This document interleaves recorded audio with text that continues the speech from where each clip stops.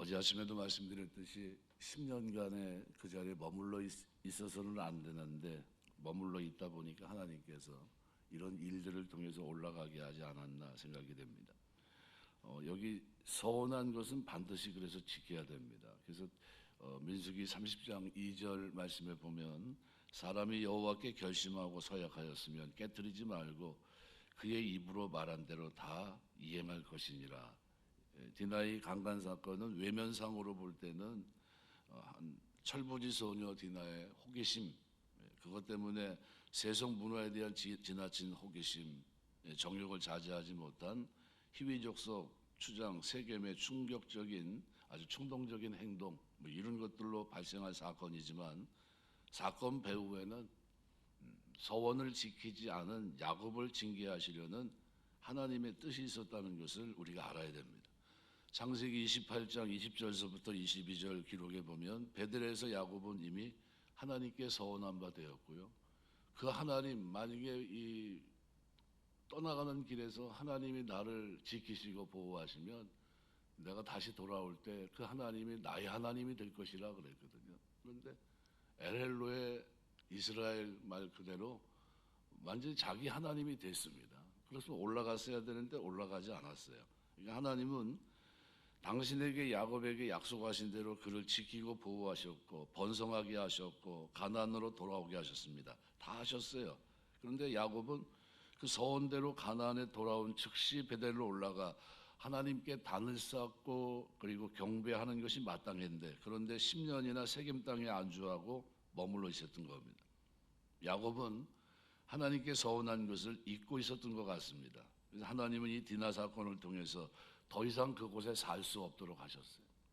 쫓겨가듯이 두려움을 가지고 그 지역을 떠나가도록 그렇게 만드셨습니다. 야곱의 잘못을 징계하면서 야곱으로 하여금 자신의 서원을 어쩔 수 없이 지킬 수 있도록 하나님께서 깨우치신 겁니다. 시편 15편 4절 기록대로 그의 마음에 서원한 것은 해로울지라도 변하지 아니하며 여호와여 주의 산에 거하며 주의 거룩한 곳에 설 자가 누굽니까? 정직하게 행하며 공의를 일삼 그 마음에 진실을 말하며 그러면서 쭉 얘기하면서 그 마음에 서원한 것은 해로울지라도 변하지 않는 것. 우리가 서원하고도 지키지 않는 것은 하나님을 기만하는 행위입니다. 하나님의 거룩하심을 훼손하고 영광을 가리우는 죄악입니다. 그래서 서원을 하고 지키지 않으면 하나님께 징벌을 피할 수 없습니다. 우리 사사기 11장의 입다의 예가 그런 거죠. 서원을 하면 해로울지라도 지켜야 됩니다. 잠언 20장 25절 함부로 이 물건을 거룩하다 하여 서원하고 그 후에 살피면 그것이 그물이 되느니라. 우리가 하나님께 서원은 반드시 지켜야 됩니다. 전도서 5장 4절 내가 하나님께 서원하였거든 갚기를 더디게 말라. 하나님은 우매자를 기뻐하지 아니하시리니 서원한 것을 갚으라 그랬습니다. 신명기 말씀에도 보면 23장 말씀에 21절부터 서원에 대해서 쭉 설명합니다. 23장 21절 보면 내 하나님 여호와께 서원하거든 갚기를 더디하지 마라. 내 하나님 여호와께서 반드시 그것을 내게 요구하시리니 더디면 그것이 내게 죄가 될 것이라. 내가 서원하지 아니하였으면 무죄하리라. 그러나 내 입으로 말한 것은 그대로 실행하도록 유의하라. 무릇 자원한 예물은 내 하나님 여호와께 내가 서원하여 입으로 언약한 대로 행할지니라. 그러니까 하나님께 서원하는 것은 반드시 갚아야 되고 자원하는 건 뭡니까? 강제성이 없거든요. 자기 스스로 서원했다 할지라도 지켜야 돼요. 제가 교회 짓고 들어오면서 몇 명 될 때까지 내가 저 서재에 있겠다고 그래요. 지금까지 있잖아요. 못 나가고. 이게 뭐냐면 하나님께 기도한 거는 갚아야 되는 겁니다. 그리고 내가 이제 뭐 이 정도면 됐으니까 뭐 하나님도 이해하실 거야. 그리고 종료를 내가 스스로 종료하는 게 아니라 나 스스로 마음에 이렇게 될 때까지는 내가 여기 있을 거다. 이렇게 마음을 먹고 붙였는데 지금 거의 10년째 그러고 있습니다. 서재에서 있어요. 서재에서. 이게 뭐냐면은 약속한 거는 지키셔야 돼요. 하나님 앞에. 그러니까 여러분 전에 제가 수원제일교회에 계셨던 안순동 목사님이 평생 아침 금식을 하셨거든요. 그리고 우리 후배들 나중에 성역 하면서 캐슬 호텔에서 이제 성역 40주년인가 50주년을 하면서 이제 후배들 다 모여서 이제 잔치를 한번 한 적이 있습니다. 그때 그분이 하신 말씀 지금도 기억이 나요. 뭐라 그랬냐면 절대 서운하지 말라고. 야, 나 평생 아침 금식하고 죽을 진짜 이거 지키느라고 아주 힘들었다는 거예요. 근데 그분을 아는 분들은 뭐라 그러냐면은 저 목사님은 세 끼를 두 끼처럼 먹었다고. 그러니까 세 끼를 남은 걸 두 끼로 포함해 가지고, 그러니까 뭐 사실상 한 끼 굶었지만 두 끼에 세 끼가 다 들어가 있다. 뭐 이런 식의 얘기를 하시더라고. 아주 뭐 굉장히 왜냐면 훨씬 들린 것 같이 됐다.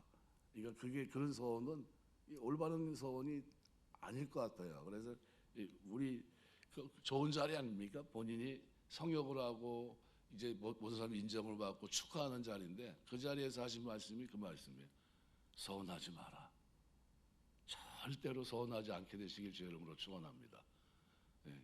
그래서 만일 서운하면 지켜야 됩니까? 안 지켜야 됩니까? 지켜야 돼요. 입을 내는 거를 조심하셔야 됩니다. 내면 지켜야 돼요. 제가 지금 서재에 지금 몇 년째 있다고요? 10년째 있습니다. 그 방법이 뭐 집에 가서 자고 싶지 얼마나 좋아요. 집에 가서 편하게 자고 누워서. 근데 이제 그렇게 안 하잖아요. 왜냐하면 내가 뱉은 말이 있으니까 그 말을 지켜야 되는 겁니다. 그래서 신앙생활은 될 수 있으면 자기를 옥죄게 하는 말들은 될 수 있으면 안 하는 게 좋아요. 또 오늘 본문을 보시면은 결국은 분노와 혈기 이 문제는 누구나 다 경험하고 있는 문제입니다. 예수 믿고 나면 겸손해지셔야 돼요. 달라져야 됩니다. 분을 참지 못하고 결국은 세계 모든 족속들 남자들을 몰살시키는데 여기서 굉장히 잘못한 게 뭐냐면요. 하나님이 이 아브라함하고 맺은 언약 할례를 통해서 이렇게 했는데 이 할례를 거기에 쓰고 있더라는 거예요. 이건 뭡니까? 그 자체가 죄예요. 그 자체가. 그러지 말았어야 되는 겁니다. 그래서 결국은 이 타협을 하는 과정에서 속에는 다른 생각을 가지고 저들을 다 진멸할 생각을 가지고 있었던 겁니다. 우리가 신앙생활하면서 여름에 불쾌지수가 많이 올라가고 하는데 많이 자제하셔야 되고요. 잠언 14장 17절 보면 노하기를 속히하는 자는 어리석은 일을 행한다 그랬어요. 늘 조심하셔야 됩니다. 에베소 4장 26절 27절 말씀도 같은 말씀이고요. 시편 37편 8절 보시면 분을 그치고 노를 버리라 불평하지 말라 행하게 치우실 뿐이라 그랬어요. 분을 그치고 노를 버리라 그랬어요. 잠언 16장 32절 노하기를 더디하는 자는 용사보다 낫고 자기 마음을 다스린 자는 성을 빼앗는 자보다 낫다 그랬어요. 야고보서 1장 19절 사랑하는 자들아 듣기는 속히 하고 말하기는 더디하고 성내기도 더디하라. 이 말씀대로 기도의 사람 야고보가 우리에게 이 분노와 혈기를 이길 수 있는 방법이 뭐죠? 말을 그리고 말하는 것뿐만 아니라 성내는 것도 더디해야 된다는 겁니다. 우리 신앙생활 하면서 분노와 혈기를 다스릴 수 있는 여러분 되시길 주의 이름으로 축원합니다. 이길 수 있는 길이 두 가지가 있습니다. 하나는 굶으면 됩니다. 힘이 하나도 없으면 돼요. 그러면 절대로 분을 내지 않습니다. 금식을 여러 번 해봤는데요. 한참 전성기 때 막 금식을 많이 했어요. 우리 이제 동료 목사님들이 막 붐이 내가지고 막 40일 금식하고 뭐 그러는데 옆에서 지켜보면서 가만히 있을 수 없잖아요. 그래서 20일까지 저는 해봤는데 못할 것 같더라고요. 또 20일 이상은. 근데 이게 장점 한 가지 딱 꼽으라면 뭐냐면요. 힘이 하나도 없으니까요. 뭐 누가 뭐라고 그러냐고 그러고 말지 거기에 대해서 내 의사 반영하고 이런 거 전혀 관심도 없어요. 내가 다 죽겠는데 뭐 무슨 생각을 하겠습니까? 그래서 금식의 유의점은 우리가 자기가 없어요. 남들이 뭐라 하더라도 그냥 그렇습니다. 그러고 가만히 있더라고요. 그러니까 힘이 없으니까 그 유익이 있더라고요.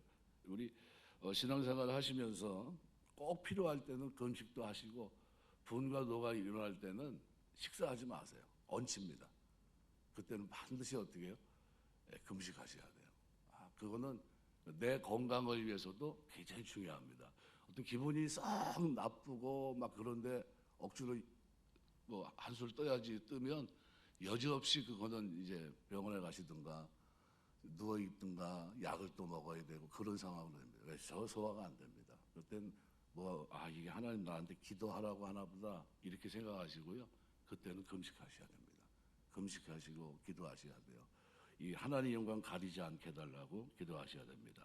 또 하나는 오늘 본문에서 이 종교 혼합주의, 우리 종교 다원주의 시대에 살고 있습니다. 다른 종교도 뭐 구원이 있다 뭐 말도 안 되는 그런 걸 얘기하는데, 그런데 이 디나를 강간한 세겜 추장 아버지 하몰이 야곱의 아들들에게 이 사건을 계기로 서로 통혼하자고 제의합니다. 근데 이거는 이미 정한 거지만 고대 근동에서 결혼은 단순히 남녀 간의 문제가 아니라 양 집안의 문화와 종교까지를 공유하는 것을 의미합니다. 이것은 굉장히 큰 일입니다. 그래서 하몰의 제안을 받아들이면 이제 우상을 숭배해야 됩니다. 그러니까 야곱과 그의 아들들이 이 하몰의 제안은 받아들일 수 없는 거죠. 세겜 추장의 사돈이 되고 그곳에서 안전하게 정착할 수는 있겠지만 여호와 신앙의 순수성은 보존할 수 없습니다. 그래서 그의 아들들은 14절 말씀에 보면 무할례자와 통혼할 수 없다 이렇게 대답을 해요. 이 성도들은 종교 혼합주의를 주의해야 됩니다. 이미 신명기 7장 1절부터 7절의 기록을 보면 하나님께서는 출애굽한 이스라엘 백성들에게 가나안 족속과는 언약을 맺거나 통혼하지 말고 그들을 다 진멸하라고 명령했습니다. 왜요? 그들의 죄악이 관영했기 때문입니다. 죄가 덮었어. 그러니까 죄를 죄처럼 여기지 않고 살아가는데 그것을 진멸하기까지 하나님이 기다리셨던 민족이거든요. 그러니까 이것은 가나안 족속의 죄악이 관영했기 때문이기도 하지만 한편으로는 그들과 통혼함으로써 이스라엘의 순수한 여호와 신앙을 버리게 될 것을 염려한 까닭이기도 합니다. 우리는 지금 종교 다원주의 시대에 살아가고 있습니다. 전에 있을 수도 없는 일이 막 벌어지고 있죠. 성탄절, 석가탄신일 목사가 가서 절에 가서 축사하고 있고, 성탄절에 중이 와가지고 축사하고, 어떻게 보십니까? 그럴 수 있는 겁니까? 있을 수도 없는 일을 지금 하고 있는 그런 시대에, 그러면서 사람들이 시대가 그런 걸 그러면서 고개를 끄덕끄덕거리고 있어요. 절대 그렇지 않습니다. 모든 종교에 구원이 있다, 터무니없는 주장을 하는 사람들의 잘못된 이 모든 것들은 우리가 받아들일 수 없습니다. 오직 구원은 예수 그리스도 안에서만 가능하다고 하는 사실을 잊지 마셔야 돼요. 길이요 진리요 생명이신 오직 그분 외에는 구원이 없어요. 요한복음 14장 6절, 내가 곧 길이요 진리요 생명이니 나로 말미암지 않고는 아버지께로 올 자가 없느니라. 사도행전 4장 12절, 다른 이로서는 구원을 얻을 수 없는, 천하 인간의 구원을 얻을 만한 다른 이름을 우리에게 주신 일이 없다 분명히 말씀합니다. 우리가 이 장면을 쭉 묵상하면서 디나를 강간한 세겜이 야곱 가문에 대해서 큰 어떤 빅물 또는 예물 이런 것들을 줘서라도 디나를 자신의 아내로 삼겠다고 제안한 모습을 이렇게 보게 되는데요. 그것은 자신의 잘못에 대해서는 한마디 사과도 없고요. 모든 것을 돈으로 해결하려고 하는 그런 모습입니다. 이것은 세겜의 모든 모습이 물질 만능주의에 빠진 인간의 모습을 단적으로 보여주는 것이 아닌가. 세상은 돈이면 다 된다고 생각합니다. 유전무죄, 무전유죄, 돈이 있으면 죄가 없고 돈 없는 게 죄라는 말은 물질 만능주의에 찌든 현 세대를 잘 반영한 말이 아닌가 이렇게 생각이 됩니다. 우리가 어떤 상황이 됐든 간에 하나님의 사람으로 이 땅을 살고 있다는 사실을 기억하셔야 됩니다. 그래서 우리 신앙생활 하면서 하나님 영광을 위해서 오늘 저와 여러분이 귀하게 쓰임받는 그런 삶이 되시길 주의 이름으로 축원합니다. 전도서 5장 13절 14절 보시면은 이렇게 내가 해 아래서 큰 패단되는 일이 있는 것을 보았나니 곧 소유주가 재물을 자기에게 해가 되도록 소유하는 것이라. 그 재물이 재난을 당할 때 없어지나니 비록 아들을 낳았으나 그 손에 아무것도 없느니라. 그래서 우리가 이것은 하나의 패단이라는 거죠. 우리 믿음 생활을 하면서 해야 될 것도 참 많은데 물질 만능주의 이것은 배격해야 됩니다. 오늘도 우리를 기도하면서 꼭 기도할 제목이 있다면 하나님, 나는 하나님의 은혜가 아니고서는 살아갈 수 없습니다라는 거예요. 말씀을 맺겠습니다.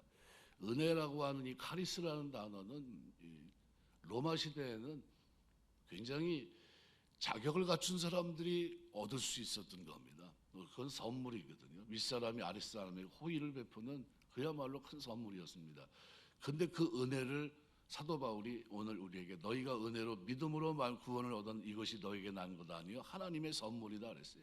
근데 이것이 자격 없는 오늘 우리 원수 같고 죄인 같은 우리에게 예수님의 공로로 주어진 엄청난 은혜입니다.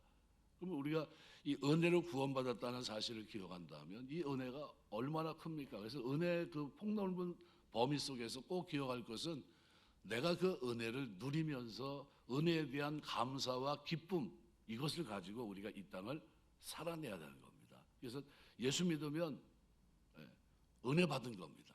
그 믿음 자체로. 그 은혜는 내 삶에 뭐로 나타나야 됩니까? 말씀을 지키는 삶, 그리고 기뻐하며 감사하며 살아가는 그 삶이 나에게 있어야 그게 은혜 받은 겁니다. 은혜를 받았다고 얘기하면서 내가 은혜 받지 않은 것처럼 살면 안 되겠죠. 우리가 이미 그리스도 안에서 은혜를 입었습니다. 자격 없는 자가 받는 은혜를 입은 겁니다. 자격을 갖춰야 은혜를 입는 게 아니라 이 은혜를 입었기 때문에 우리가 살아가면서 왜 이렇게 살아야 됩니까? 이렇게 얘기한다면 하나님이 나에게 베푼 은혜가 너무 크기 때문입니다. 이 은혜가 너무 크고 감사하고 귀하기 때문에 이것을 바꿀 길도 없고 바꿔서도 안 되고 그래서 너무 감사해서 어떻게 해요? 내 몸에서 복종시키는 겁니다. 내가 하나님의 은혜에 감사해서 내가 이렇게 살아갑니다. 바울은 자기의 삶을 딱 자기의 생애를 뭐로 규정합니까? 은혜라고 표현합니다. 은혜. 나의 나 된 것은 하나님의 은혜로 되었고 내가 다른 사도보다 더 많이 수고한 것은 내가 아니라 나와 함께한 하나님의 은혜다. 이건 뭐죠? 다 하나님의 은혜라는 겁니다. 그 은혜에 감사해서 감격해서 기뻐하며 달려갔던 길이 사도 바울이 달려갔던 길입니다. 우리도 마찬가지예요. 우리의 신앙생활 전체가요 하나님의 은혜에 감사해요. 하나님 은혜 감사합니다. 내가 하나님의 은혜에 기뻐합니다. 이 은혜 때문에 내가 믿음을 지킵니다. 이 믿음이 나에게 가장 큰 보배입니다.